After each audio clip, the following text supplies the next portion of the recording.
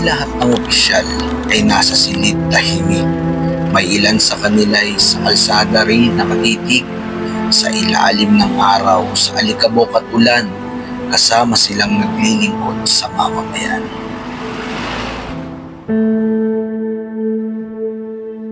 Okay, una sa lahat, kilala muna ako sa inyo, no? Ako yung Traffic Officer Galarse Jonel, licensed criminologist. At ako ay nakapasok sa serbisyo way back September 1, 2010. So magpi-15 years old na tayo sa kung lulubin ng Panginoon sa September 1, 2025. So simula nung nakain ako dito, investigador na ako. And then noong May 9, 2004, doon ako na promote as head ng investigation unit ng TPMO. So, paano niyo po nakaka-handle to? Well, sa private company, sa security agency, dati na akong investigador dyan. Isang dekada ako dyan. Ang in-adjust ko lang sa sarili ko is from a criminal case, yung mga hinahawakan ko, to administrative case. So magkaiba kasi yung criminal sa admin. So yun lang yung parang in-adjust ko lang sa sarili ko. Pero yung other procedure, wala na kung ano. So, baga dapat may pasiyan, parang ganun po ba? Yes. Hindi ka talaga pwedeng magsabi ng mga opinions na wala kang mga basihan. Although nasabi mo sarili mong opinion yun, pero bigyan mo pa rin yan ng reference.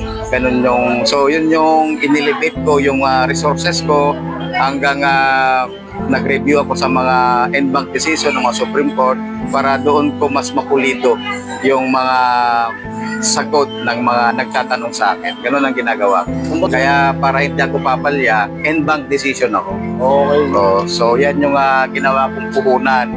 Namuhunan talaga tayo dyan kung paano, kasi pagre-research, pagda-downloads, so pagbili ng mga books, yan, yan yung mga naging puhunan ko dyan. So, para mas wider, mas komprehensibo, mas credible yung mga nakukuha natin na mga kasagutan sa mga itatanong sa atin. Okay po, magandang umaga. Kuya, actually, 12 years na ako in service, kung bibilangin. At sa ngayon, ako po kasalukuyang Deputy Investigation Officer ni Sir Jonel Galarse, na napanayin niyo kahapon. So, yun po. Ako po si Lucas Valdera Jr. At kasalukuyang naka-assign po sa Investigation Unit as Deputy Investigation Officer po. So, yun po, with regards to sa tanong po ninyo, nakaranas din po ako sa field, bali 6 years po ako sa field. At ngayon po as investigation officer ay siguro nag-start po ako ng 2019.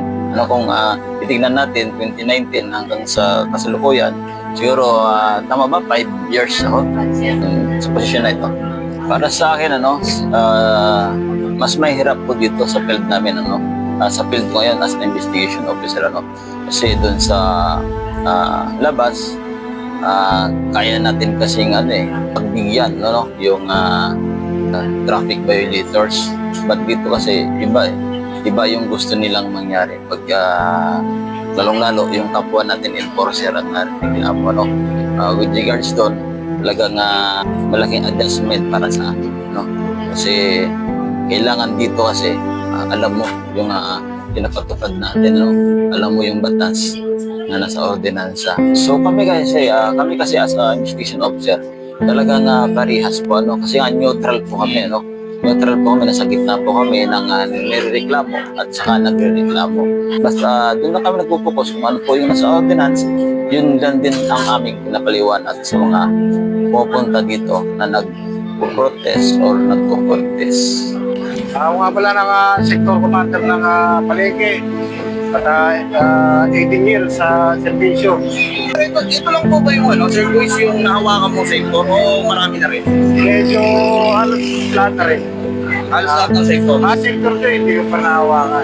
Sector 3. Okay, ako nga po pala si Traffic Officer Michael Angelo Macapagal. 19 years in service na po tayo. Ako po ay isang Sector 1 Commander. So yun po. Yes, nagdaan tayo doon sa tinatawag na government bago ko narating yung posisyon na to. Monitoring muna sa isang sektor. Then after nun, punta ako doon sa Special Traffic Action na group. Yan yung tinatawag natin stock dati. Noong 2019, na-promote naman tayo bilang isang sector commander. Kumbaga, Up to now. Sa lahat, magandang umaga sa ating mga manonood, no? Ako nga pala si Roger Pagsulingan, commander ng sector na to, ng sector 2 CBD area. Actually, nagsimula tayo sa mababang posisyon. Step by step, yung pinagdaanan natin mula sa pagiging tangoy ko or traffic enforcer hanggang sa naging monitoring tayo, hanggang sa na-discover bilang isang supervisor, hanggang sa mas mataas doon sa posisyon na supervisor o IC or tinatawag ngayon na commander. Alam mo, yung challenging dito, ano na yung servisyo eh. O, tayo kasi yung susi dun sa pangunahin na maihatid natin yung motorista ng ligtas at maayos at mabilis na daloy ng trapiko. Magandang umaga, no? Ako si Traffic Officer Ronald Alan Torres, Sector 3, Head Commander. Kasi ako kasi nagsimula ako sa mababa, sa may rocket fire, no? Naging traffic enforcer din ako, naging fixed post din ako, naging encoder din ako sa opisina. So kung ano yung binigay sa aming trabaho, yun yung ginampalan namin. So, bali ngayon, since maganda yung nagsimula ako sa rank and file, nakita ko yung buhay na naging traffic enforcer na naranasan ko, na-experience ko. Nung nagkaroon ng pagkakataon na nagkaroon ng opening sa plantilla position, in-applyan ko. At same time na dinalad naman ako, natanggap naman ako, at na-approve naman ako. So, pamamagitan ni Mayor Kiko, naibigay sa akin yung position ng Traffic Operation Officer 1. so ibig sabihin pala talaga, no, hindi ka pala diretso officers kagad, sir. Hindi. Nagsimula ka talaga sa pinakamababang posisyon. Bago mo marating yung pagiging sector commander. Yes. Ako po si Iner Apolinar, 13 years in the service. Tapos ako po ay kasalukuyang sector commander, yung tinatawag nating sector 4. Nagmula talaga tayo doon sa pinakamababa. Tapos awa ng Diyos, siguro nakitaan tayo ng potential, nilagay tayo ng mga opisyal natin dito at yun yung ginagampanan natin. Pinaka-challenging, pareho lang eh. Magkaiba lang sila ng pamamaraan. Challenging, pagka fixed post ka, challenging kasi nasa gitna ka, init, ulan, nandyan, pressure ng mga driver, minsan ay ipapasa sa atin, yun ang challenging. Tapos sa challenging din naman pagiging officer, yung mga strategic planning, kailangan naiisip mo yan, iniikot mo yung area, ano yung kakulangan, ano yung mga, kung saan yung mga accident prone area, ano yung gagawin natin para maiwasan yung mga aksidente, yung mga traffic, so paano natin iniisip, kahit sa gabi iniisip namin yan, paano natin mapapabilis na mapapadaan na mabilis at maayos yung mga motorista. At yun yung siguro yung part ng pagiging officer, yun yung pinaka-challenging. Ako nga pala si Traffic A3, Traffic Officer Ramil Garcia. 50 years old. 21 years na ako sa serbisyo mula noong October 4, 2004 up to now, 20 in service. 21 sa October 4 na. 21 sa servisyo, nakita nyo na napakahabang servisyo na ang district commander natin. Kumbaga napakahaba niya na nasa pupuli, no? Pero medyo curious lang, Sir Boy, sa haba ng servisyo niya na tulong kayo bilang isang opisyal. Sir, diretso officers po kayo, nagsimula kayo sa lower rank. Napunta ako sa operation after ng 1 year. Napunta ako sa VIP. Kasi nung 2004, monitoring. And then 2005, supervisor ako sa palengke ng 5 months. Tapos napunta ako sa VIP. Kay Yoyong Martires, napunta ako sa VIP ng 9 years. Oh, so from monitoring naging parang security, traffic security parang ganun sir, no? Tapos officers, VIP security. Escort, VIP sector. Ako nga pala si Traffic Officer Ronald De La Cruz. Ako ang tumatayong District Commander dito sa kabuuan ng district. Mula nung pumasok ako rito, nagsimula ako siyempre. Kahit sino naman dumadaan yan sa mababang posisyon. Unless in-apply mo rito, yung talagang yung tamang posisyon na ina-apply mo, depende doon sa credentials mo. Nagsimula ako rito as a fixed post. Then after 1 year, naging monitoring. After 2 years, naging supervisor. Then more or less 8 years, naging district commander na ako. baka pinaghirapan mo sir. Yes, definitely. Kahit sino naman mga hepe, titignan yung bukod sa credential, siyempre yung capacity mo. Kung kaya mo mamahala sa ganito, siyempre magsisili ka. Kahit sino na opisyal, siyempre pipiliin niya yung marunong, pipiliin niya yung dedicated, masipag, may mga malasakit. Matachallenge ka talaga bilang officer kasi hawak mo lahat eh. Andiyan yung nagtatraffic ka sa karsada, gumagawa ka ng plano, pinag-uusapan niyo yung mga patas na gagawin niyo, yung mga deployment ng tao, traffic management plan, kasama mas mabigat ang magiging opisyal. Ako po pala si Samar ng head po ng inspectorate. Then kasalukuyang 20 years in service. Kasalukuyang position ko yung pinakang head ng inspectorate. Bago ako makarating dito sa kinatatayuan ko, naging fixed post din po ako. Step by step po ako bago ako makarating dito. Kasalukuyang position ito. Challenge din yan bilang isang fixed post. Then naging assistant, binigyan ako ng challenge ulit. Then inakyat ulit ako sa pinakang supervisor, napaka-challenging. Then naging head ng sector, OIC, challenging talaga yun. Ngayon, binigyan ako nito muli na head ng inspectorate, napaka-challenging talaga to. Isang pribilehiyo ang makapanayam natin siya sa kabila ng sobrang hectic na schedule, pero nabigyan pa rin ng chance si Kuyang enforcer nyo para siya ay makadaupang palad natin at hindi palalampasin ni Kuyang enforcer ang pagkakataon. Pero bago yan, magandang hapon po Sir Guis. Pwede po bang magpakilala tayo at ano po ang kasalukuyang posisyon nyo at ilang taon na po kayo sa servisyo, Sir Guis? Sa lahat po, magandang tanghali po sa inyo lahat, sa mga tumututok dito sa kasama namin kay Kuya Vlogger.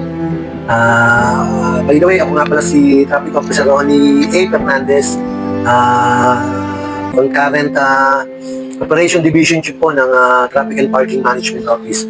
Sa ngayon po, nasa 20 years na po ako sa serbisyo. Magto 21, itong darating na August 2. 21 years na po tayo sa public service. Sir Guis, medyo curious lang po. Ever since po ba, pagpasok nyo rito, kayo na po ang head ng operation or nagsimula rin tayo sa tinatawag na yung lower rank, yung mababang posisyon, bago po kayo mapunta dyan sa lukuyang posisyon nyo, Sir Guis? Hindi.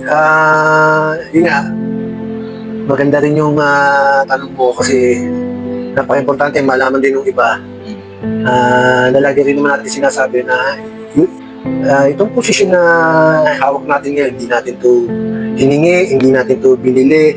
Ito, pinaghirapan natin. Nagsimula tayo sa mababa, syempre. Nagsimula tayo sa fixed post, yung tinatawag natin na field enforcer. Kung saan tayong sector na pupunta.